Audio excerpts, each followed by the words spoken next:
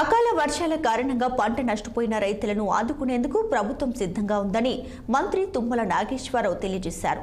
పంట నష్టాన్ని అంచనా వేయాలని అధికారులను సీఎం ఆదేశించినట్లు చెప్పారు. ఇక రాష్ట్ర ప్రభుత్వం రైతుల పట్ల పూర్తి చిత్తశుద్ధితో ఉందని వివరించారు.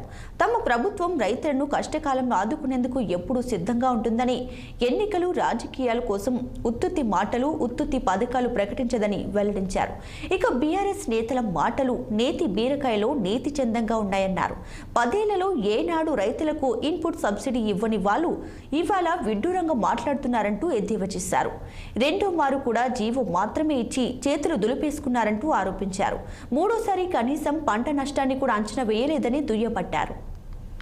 రైతులు నష్టపోయిన అనేక సందర్భాల్లో ఇన్పుట్ సబ్సిడీ ఇచ్చినటువంటి సందర్భం లేదు.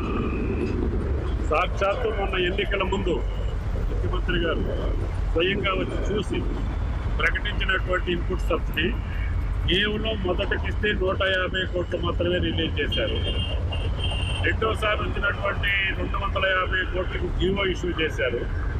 మూడోసారి వచ్చిన దానికి అసెస్మెంటే చేయలేదు. అంటే 10 సంవత్సరాల్లో మీరు ఇచ్చినటువంటి ఇన్పుట్ సబ్సిడీ కేవలం 151 కోట్లు. అటువంటి వ్యక్తులు ఈరోజు రైతుల కోసం ముసలి కన్నీరు గారవటం హాస్యాస్పదం, అర్థవచనం. కాబట్టి తప్పకుండా మేము మొదటి రోజు నుంచే అసెస్మెంట్ చేయమని చెప్పాము.